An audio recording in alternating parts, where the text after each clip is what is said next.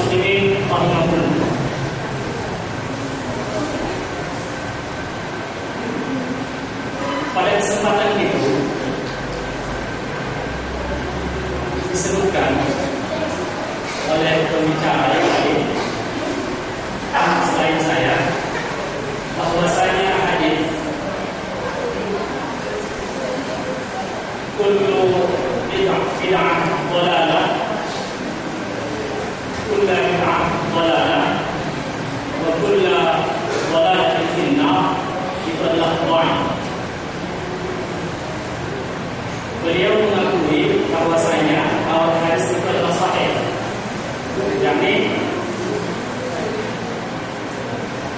fa inna asdaqal hadits kitabullah wa ahsanal hadi hadi Muhammad sallallahu alaihi wasallam wa syarrul umur muhdatsatuha wa kullu muhdatsatin bid'ah wa kullu dhalalatin finnar wa kullu muhdatsatin bid'ah wa kullu bid'atin dhalalah. Dan beliau mengatakan tambahan wa kullu dhalalatin finnar adalah benarkah hakikat hadis ini dhaif? Pada malam yang berbahagia ini kita akan membahas dengan menukil ulama-ulama yang kompeten dalam bidang ini dalam tahqiq hadis, di antaranya Syekh Muhammad Nasiruddin Al-Albani.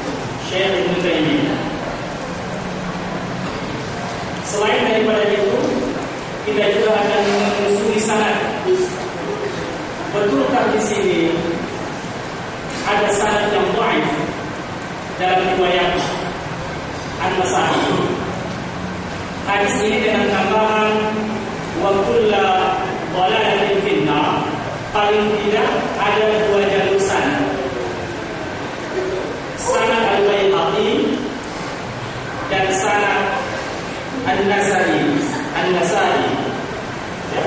Pertama sanad Al-Baihaqi dan sanad An-Nasa'i. Bapak dan Ibu yang dirahmati Allah Subhanahu wa taala, ini gaji kita sedikit agak akademis. Tetapi inilah cara kita untuk meluruskan syubhat-syubhat yang muncul di tengah-tengah masyarakat. Jadi gaji kita yang biasanya tasbih dan nufus, kali ini tak begitu. Biasanya orientasinya adalah qalbu, sekarang ini adalah analisis, dengan tidak menyampingkan peran hati. Jadi ma'asyiral muslimin rahimakumullah, sedikit saya ingin mengulang kaji-kaji kita beberapa tahun yang lalu tentang ulumul hadis di majlis masjid ini. Hadis disepakati para ulama itu menjadi sumber hukum Islam. Hadis atau sunnah itu sumber hukum Islam. Pertama Al-Quran, kedua As-Sunnah.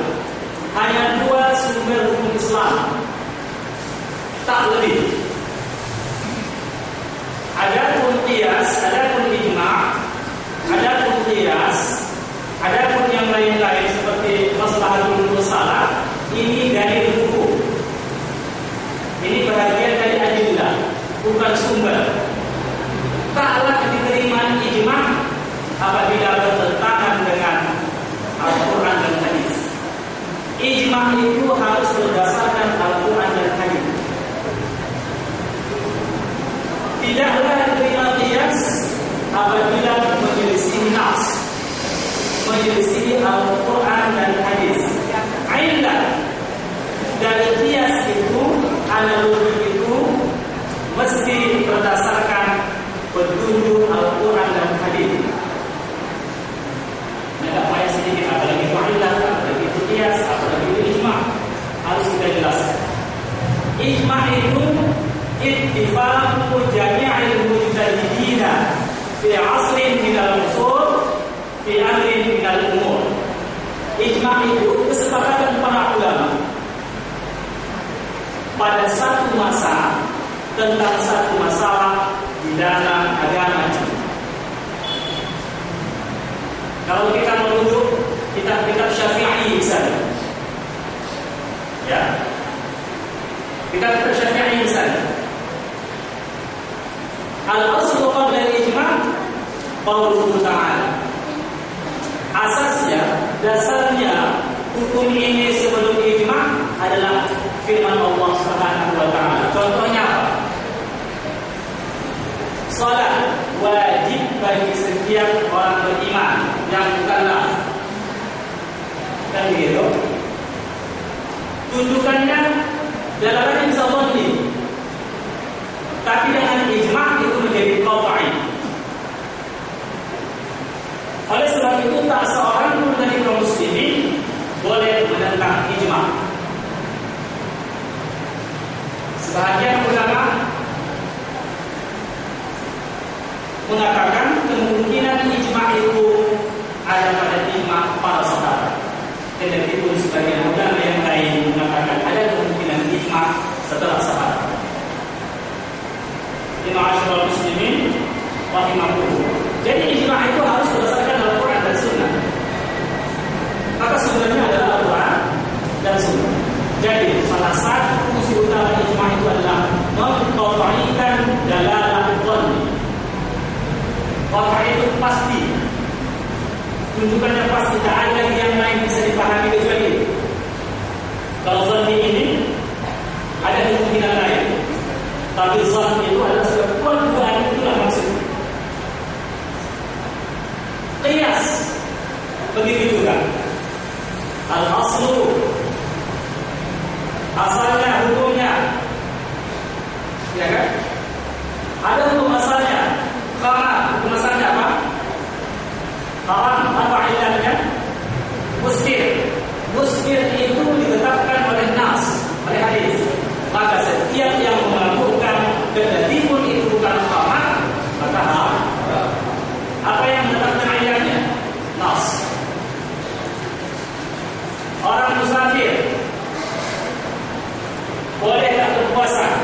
ilatnya? Apakah karena masyaqqah, sulit, atau karena safar? Safar. Sudah dikatakan dalam nas itu safar. Jadi ma'asyiral muslimin, sumber hukum Islam itu hanya dua, Al-Quran dan Sunnah. Jadi ma'asyiral muslimin, fungsi sunnah terhadap Al-Quran itu menjelaskan kandungan Al-Quran.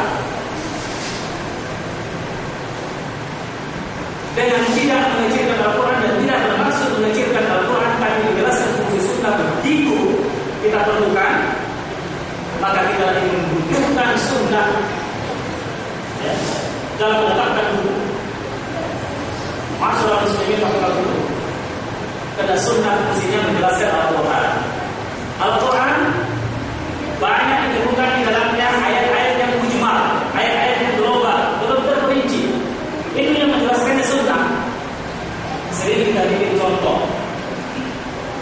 Wa aqimus shalah wa atuz zakat, dirikan sembahyang salat dan keluarkan zakat. Bagaimana kita melaksanakan salat? Dijelaskan dalam Al-Quran secara rinci tidak, tapi di sunnah. Bagaimana kita berdiri, bagaimana kita menghadap, bagaimana kita bersedekah, bagaimana kita rukuk, apa yang kita baca ketika mengangkat takbiratul ihram, bisakah yang lain selain Allahu Akbar. Ma'asyiral muslimin rahimahullah. Jadi begitu tingginya peran sunnah di dalam syariat Islam.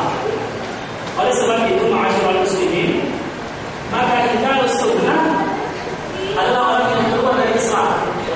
Ingkar sunnah secara mutlak itu keluar dari Islam. Ingkar sunnah secara mutlak itu keluar dari Islam.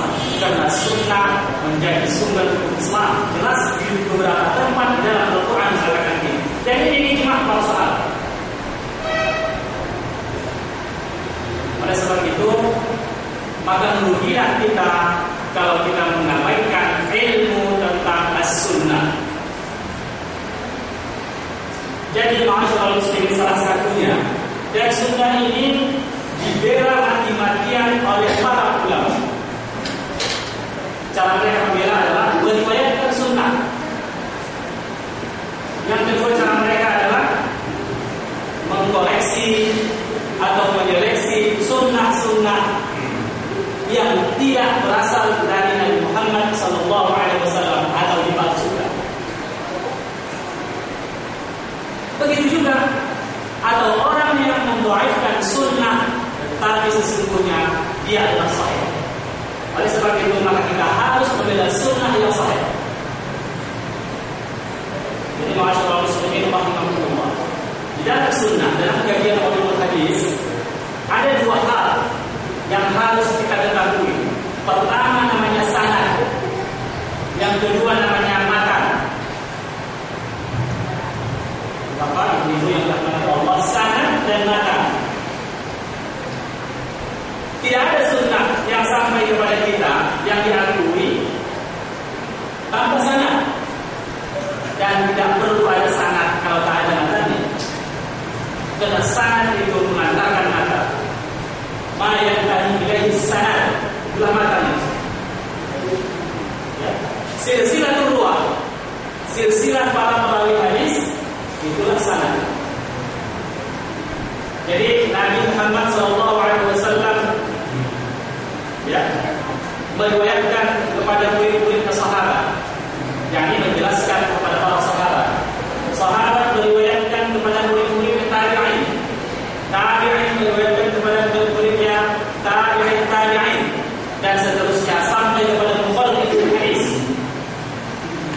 Ulama yang mengeluarkan hadis itu, mukhaliful hadis, ulama yang mengkhususkan diri dalam meriwayatkan hadis, menyeleksi hadis, belajar hadis.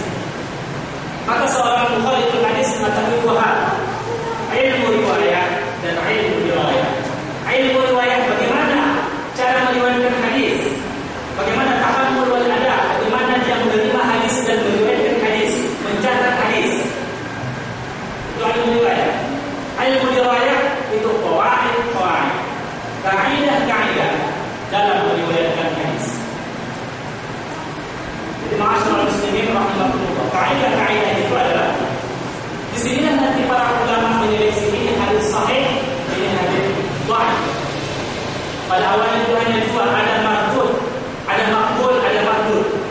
Hadis yang diterima, hadis yang ditolak.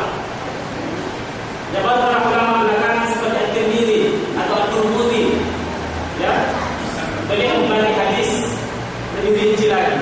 Maka ada hadis sahih, ada hadis hasan. Sahih dan hasan makbul dijadikan sebagai hujjah.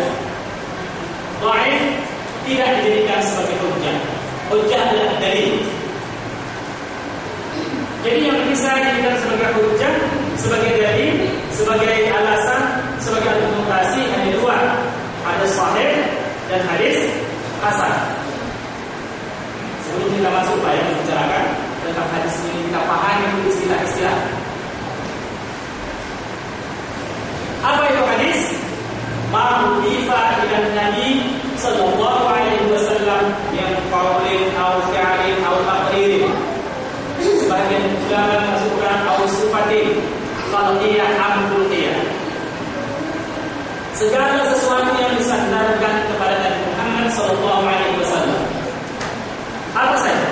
Min qaulin, perkataannya, itu hadis, itu sunnah. Aw fi'lin, perbuatannya, ra'aitu Rasulullah sallallahu alaihi wasallam fa'ala kadza wa kadza. Aku melihat Rasul melakukan ini dan begini dan begini. Itu hadis, itu sunnah. Ketika diriwayatkan itu hadis. Apa lagi? Aw taqrir, pengakuan Nabi. Satu peristiwa terjadi di hadapan Nabi, Nabi tidak mengomentari. Itu menunjukkan boleh. Kalau itu dilarang dan dua hal terjadi. Al-Quran turun untuk membantahnya, atau Nabi membantahnya secara langsung. Tidak mungkin ada pembukaan di hadapan Nabi tanpa koreksi dari Nabi sallallahu alaihi wasallam. Maka takrir juga dijadikan sebagai sifat al-qalbiyah atau sifat Nabi, al-qalbiyah atau al-Nabi. Sebagai ulama masukkan semua masuk kepada qaulin atau fi'lin atau taqrir atau taqrir. Jadi ma'asyiral muslimin rahimahumullah. Tadi sudah sanad, itu rangkaian orang-orang yang meriwayatkan hadis sampai kepada Bukhari hadis, sampai kepada Rasulullah sallallahu alaihi wasallam, dari Bukhari kepada gurunya kepada tabi'in kepada tabi'in sampai kepada Rasulullah sallallahu alaihi wasallam. Itu sanad. Sementara mata itu adalah isi hadis itu sendiri, kontennya, informasi yang dibawa oleh hadis itu sendiri. Ma'asyiral muslimin rahimahumullah. Bagaimana kita bisa mengetahui hadis itu sahih, hadis itu hasan, hadis itu dhaif? Para ulama berikan 5 persyarat hadis itu sahih.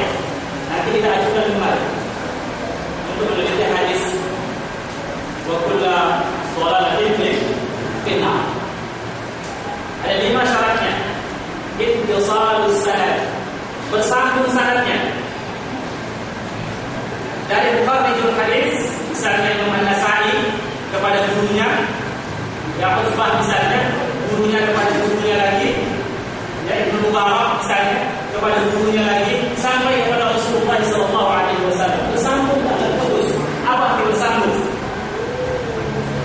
Imam Tirmizi berguru kepada gurunya, yang gurunya ini berguru kepada gurunya, yang gurunya ini berguru kepada gurunya sampai kepada Rasulullah sallallahu alaihi wasallam tanpa terputus. Ma'asyiral muslimin, itu namanya ittisalus sanad.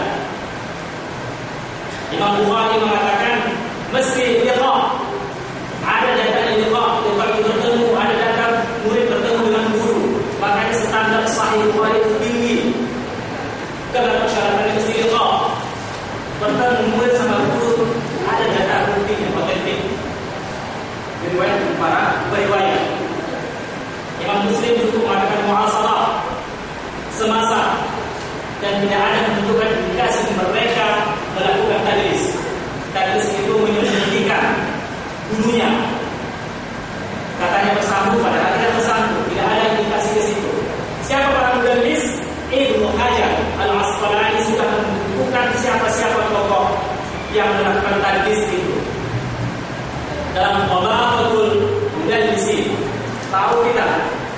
siapa-siapa orang.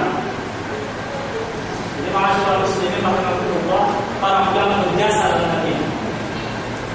Mereka mewakafkan usianya bertahun-tahun, mulai dari kanak-kanak ya, kepada agama ini, sehingga mereka putih jantungnya semua, sehingga wafat menghadapkannya dirinya ya.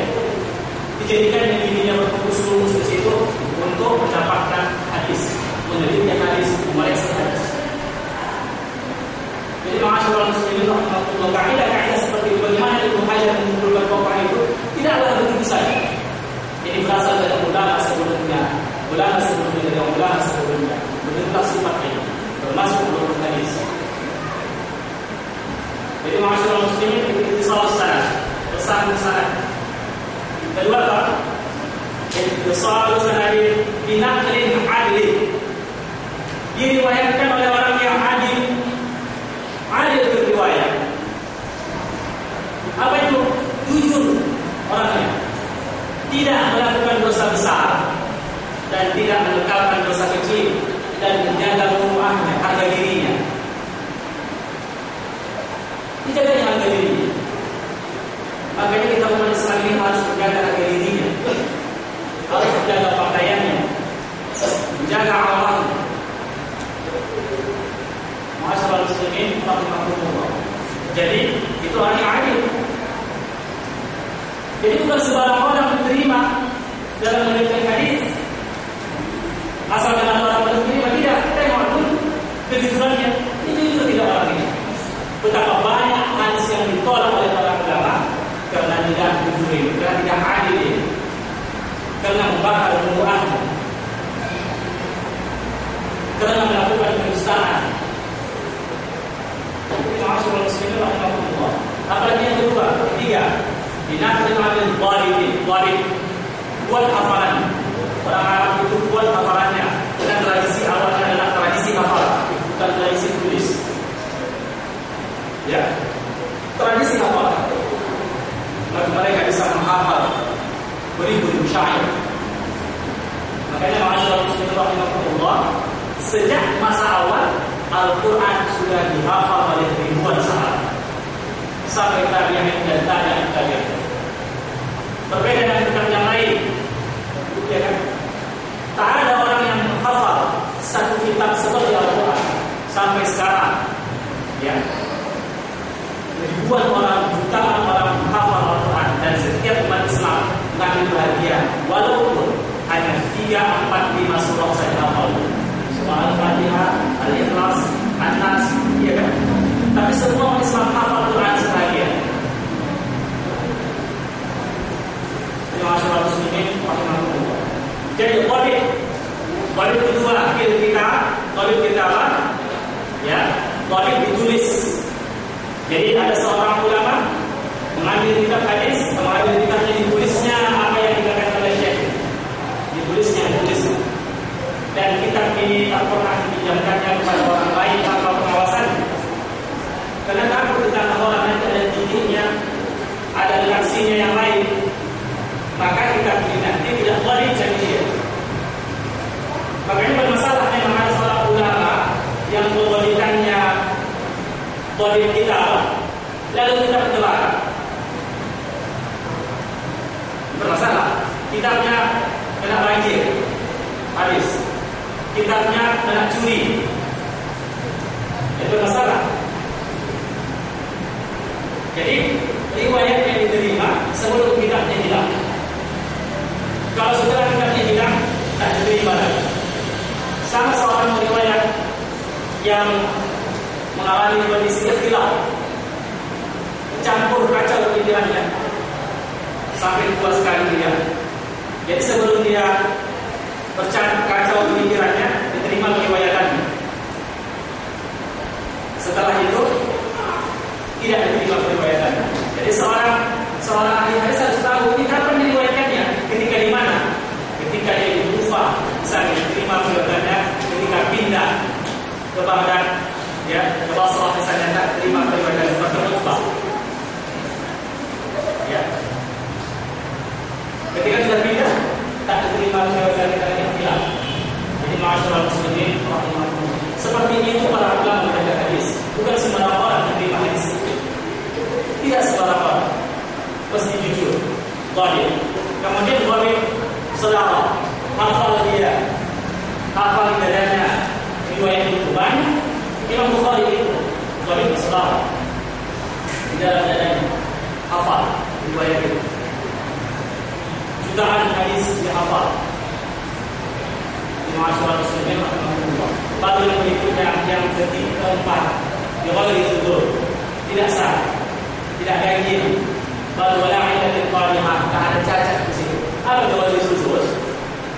Saat itu misalnya ada seorang ulama siqah. Ya, ada yang siqah yang lebih siqah dari dia. Riwayat dia menyisi yang lebih siqah. Maka yang diterima riwayat yang lebih siqah. Ini kedudukan orang yang digelar para ulama asbatun nas, manusia yang paling kuat hafalan. Atau ilaihi muntaha fi salat. Sanad sudah. Ya, kekuatan hafalan. Yang satu hanya salat. Kuat hafalan, hanya salat saja. Ketika riwayat ini menyelisih riwayat ini, maka kita diterima namanya syadz. Ini diterima. Atau ini 4 orang, jadi 1 orang. Ini terima, yang ini tidak namanya syadz. Itu yang dibuktikan oleh para ulama termasuk Imam Syafi'i rahimahullah. Kemudian ada syurut syadz, ada lagi illah walihah. Ini tak malah dijelaskan agak surat. Illah walihah ini terkait dengan tajwid dan lain sebagainya. Nanti habis waktu kita pada malam ini hanya jelaskan ini. Ya, masyaallah bismillah. Jadi begitu para ulama dari hadis. Jadi coba kita lihat dalam hadis ini sanad-sanad. Betulkah hadis tambahan hadis wa kullu dhalalah finnar itu dhaif? Sebagaimana yang dikatakan salah seorang pembicara ketika dalam mukabara itu, majelis ulama itu. Inilah ucapan beliau pertama kali ketika berucapan setelah mendengar beliau. Ini ma'asyarah Rasulullah. Padahal kalau kita lihat para ulama-ulama kita yang datang ke Indonesia ini, dari Timur Tengah, dari Saudi, dari Yaman, sering menambahkan ungkapan ini. Ma'asyarah Rasulullah. Kita lihat sana.